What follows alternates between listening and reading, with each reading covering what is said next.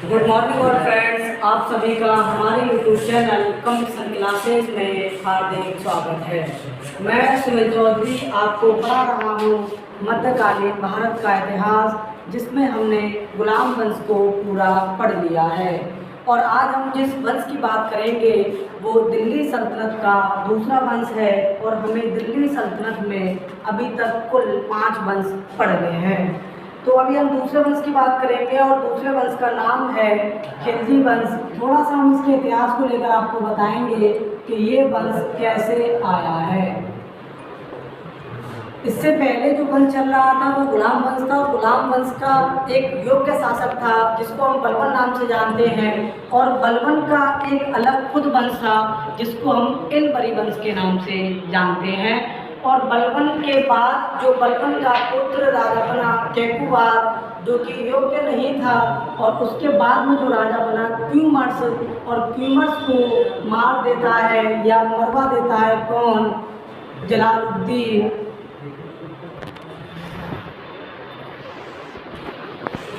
जलालुद्दीन फिरोज खिलजी। आज हम इसी शासक के बारे में पढ़ेंगे और आपको बताएंगे कि इसने अपना शासन कैसे तय किया और इसने एक वंश की नींव कैसे रखी। तो मैं आपको बता दूं कि जब क्यूमर्स का शासन चल रहा था या क्यूमर्स से पहले कैकुबाद एक राजा था। अगर मैं इनको आपको ऐसे बताऊंगा तो थोड़ा सा कम समझ में आएगा, इसलिए मैं आपको बोर्ड पर लिख के बता देता हूँ कि बलबन के टाइम पीरियड से लेकर हम बात करते हैं बलबन, और बलबन के बाद जो राजा बनेगा उसका नाम है कैकुबाद।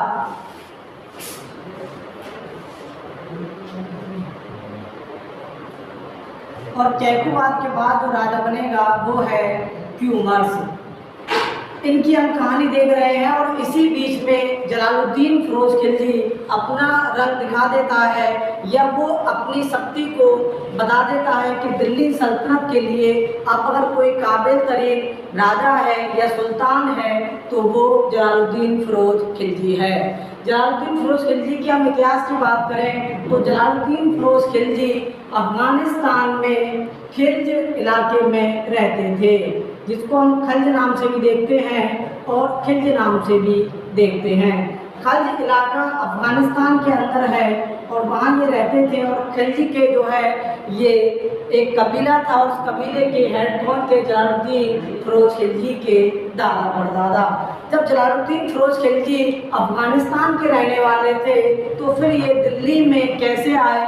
तो हम आपको बता दें कि मंगोलों का आक्रमण दुनिया के तमाम देशों में हो रहा था, या आसान भाषा में हम कहें कि मंगोल दुनिया के बहुत सारे देशों को फतेह करते हुए आगे बढ़ रहे थे। तो उनसे जान बचाने के लिए ये अफगानिस्तान में आकर रहे। और जैसे ही इंडिया पर मोहम्मद गौरी ने अपना शासन स्थापित किया, या मैं आपसे कहूँ कि कुतुबुद्दीन ऐबक ने गुलाम वंश की नींव रखी और उसके बाद में जो राजा बना अल्ततमिश, उसके टाइम पीरियड में जलालुद्दीन फिरोज खिलजी के दादा या बाप ये लोग सब अफगानिस्तान को छोड़कर दिल्ली आ गए। तो क्वेश्चन अगर पूछ लिया जाए कि खिलजी वंश के वंशज दिल्ली कब आए, तो इल्तुतमिश के टाइम पीरियड में ये लोग दिल्ली आए।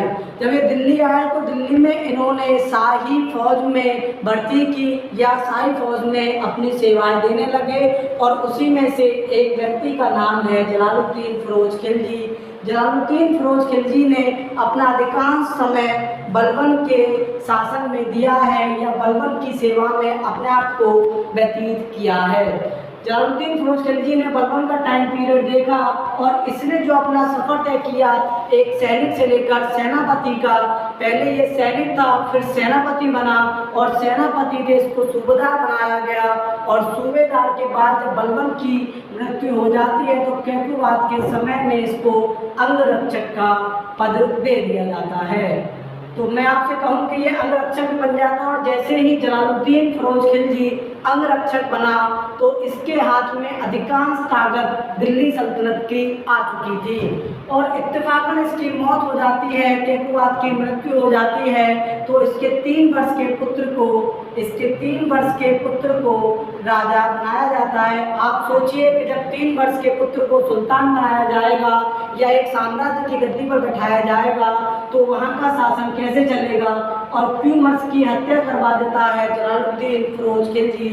और फिर जलालुद्दीन फिरोज खिलजी कहता है कि अब सुल्तान कौन होगा, जलालुद्दीन फिरोज खिलजी होगा।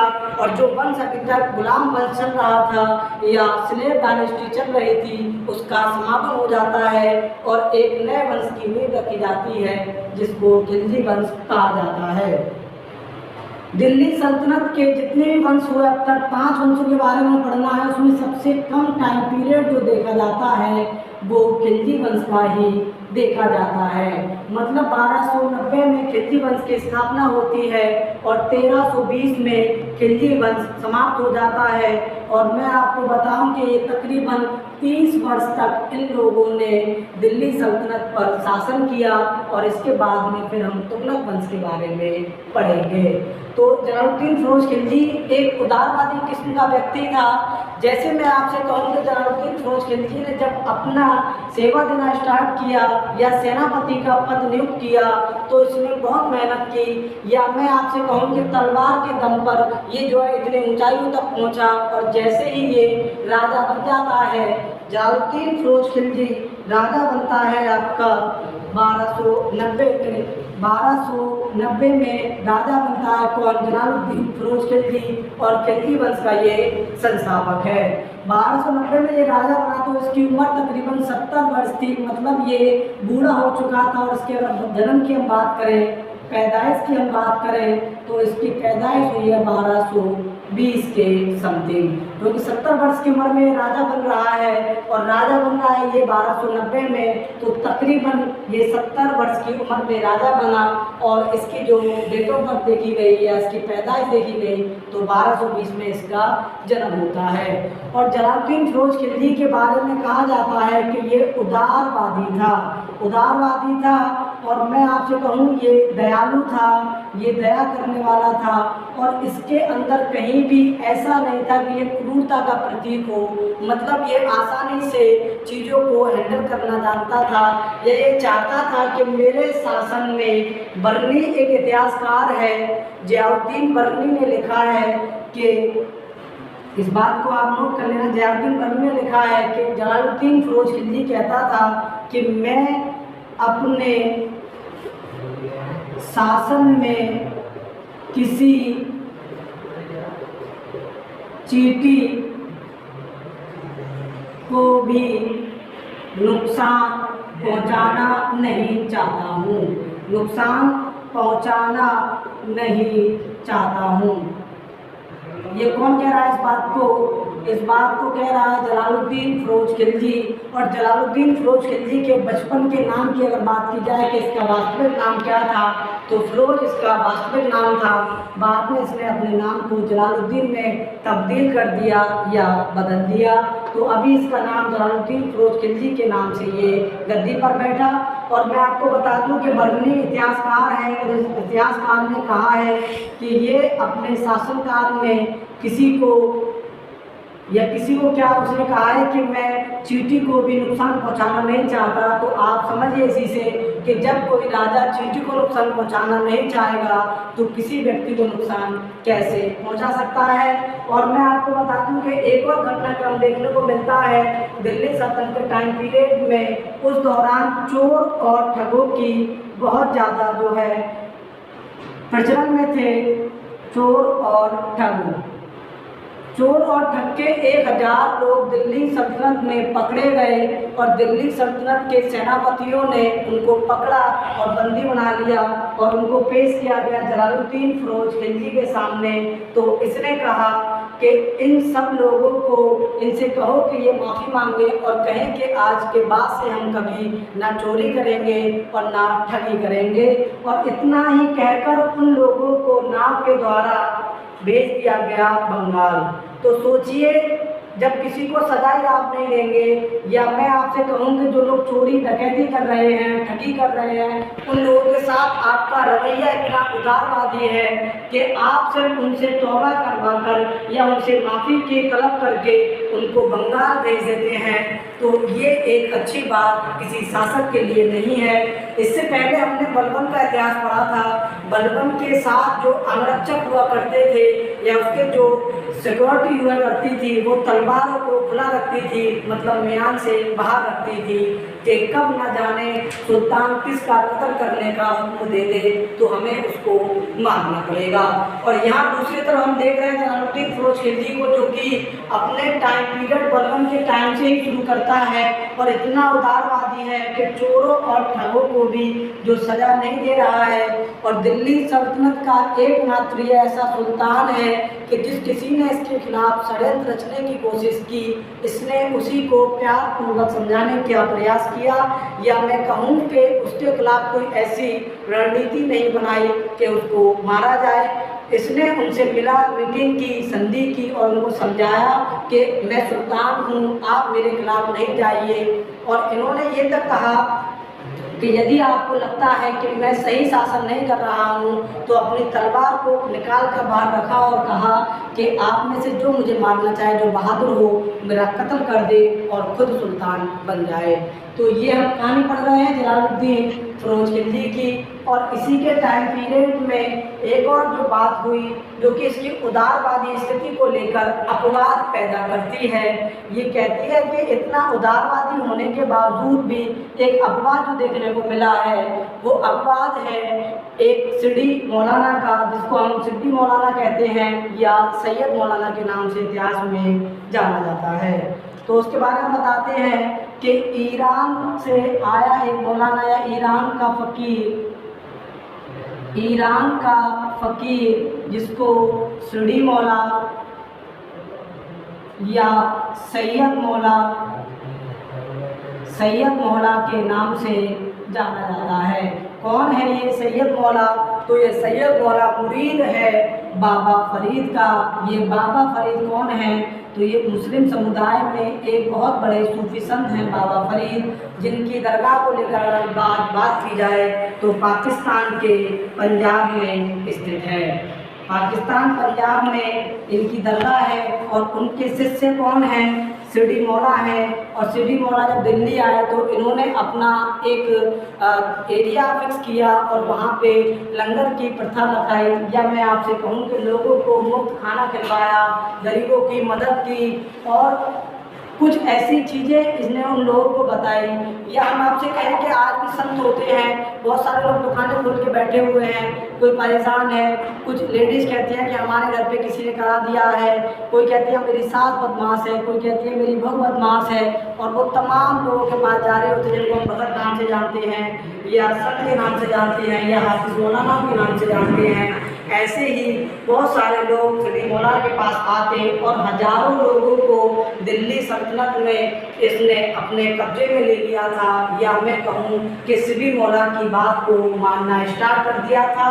और ये डर बैठ गया जलालुद्दीन फिरोज खिलजी के दिमाग में। उसके कुछ अंगरक्षकों ने उससे कहा कि जो सिड्डी मौला है या सैयद मौला है जो ईरान से आया है, ये जो है गद्दी पर बैठने की साजिश रच रहा है, अधिकांश दिल्ली के लोगों को अपनी तरफ आकर्षित कर रहा है और ये जो है राजा बनने के प्रयास में है। और बताया ये गया कि दो हिंदू कोतवालों के साथ मिलकर ये जलालुद्दीन फिरोज खिलजी को मारने की साजिश करेगा और उसके बाद में खुद सुल्तान बन जाएगा। तो जब ये बात जलालुद्दीन फिरोज खिलजी को मालूम हुई तो उसने एक ऐसा फैसला लिया जो कि इतिहास में उसके नाम पर एक कलंक का काम करता है। या वहीं हम जिस राजा को उदारवादी कह रहे हैं, या हम वहीं उस राजा को एक अच्छा योग्य राजा कह रहे हैं, या हम कह रहे हैं कि वो दयालु है, वहीं उसने एक ऐसा काम किया जो कि सारी हदें पार कर दी। सिड्डी मौला को पकड़ा गया, बंदी बनाया गया और हाथी के पैर से इसको कुचलवा दिया गया। वहीं वो राजा कह रहा है कि मैं किसी चींटी को भी नुकसान पहुंचाना नहीं चाहता। वो इतने बड़े सूफी संत की हम बात कर रहे हैं, उसको जो है मरवा देता है, या मैं आपसे कहूँ कि उसको ऊपर जो है हाथी के पैर से उसको कुचलवा देता है। और ये बात इसलिए की गई कि उसको ये शक था कि कहीं जो है ये राजा ना बन जाए। ये षड्यंत्र भी जो रचा गया था ये जलालुद्दीन फिरोज खिलजी के अंगरक्षकों ने रचा था, और वहीं सिड्डी मौला का दोष साबित भी नहीं हुआ और उसको अपनी जान गंवानी पड़ी। और इसमें एक और महत्वपूर्ण बात ये है कि जो जलालुद्दीन फिरोज खिलजी का बड़ा बेटा है, जिसको खाना की उपाधि दी गई है, इस नाम से जाना जाता है, वो मुरीद था सिद्दी मौला का या गुलाम था सिद्दी मौला का, और बाद में कुछ समय बाद इसकी भी मौत हो जाती है। मतलब ये सदमा बर्दाश्त नहीं कर सकता कि मेरे उस्ताद को ऐसे मारा गया, तो फिर ये भी मर जाता है। तो ये कहानी हम देख रहे हैं जलालुद्दीन फिरोज खिलजी की, जिसमें उसके उदारवाद।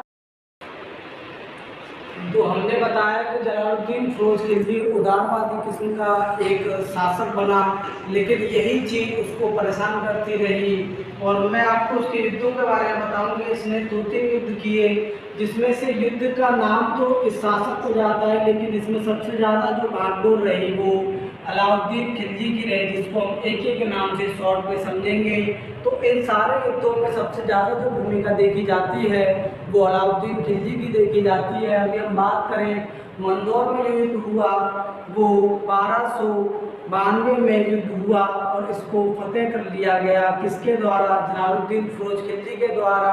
वही जब ये रणथंभौर का युद्ध करने के लिए गया, तो इसने रणथंभौर की हम जो बात कर रहे हैं, ये राजस्थान के सवाई माधोपुर जिले के पास स्थित एक एरिया है रणथंभौर, जो कि किला बना हुआ है वो अरावली पर्वतमाला पर बना हुआ है।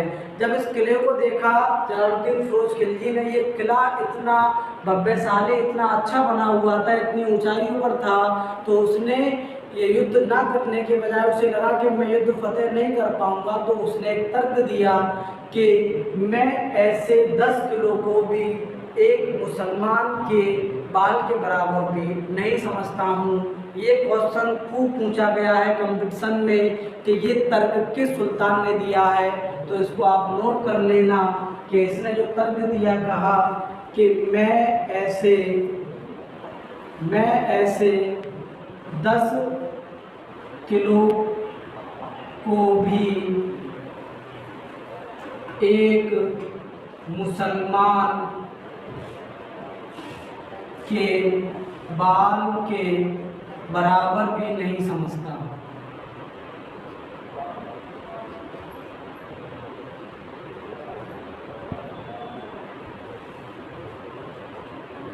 ये क्वेश्चन खूब पूछा जाता है, यहाँ से क्वेश्चन खूब बनता है कंपटीशन में। ये तर्क दिया है जलालुद्दीन फिरोज खिलजी ने।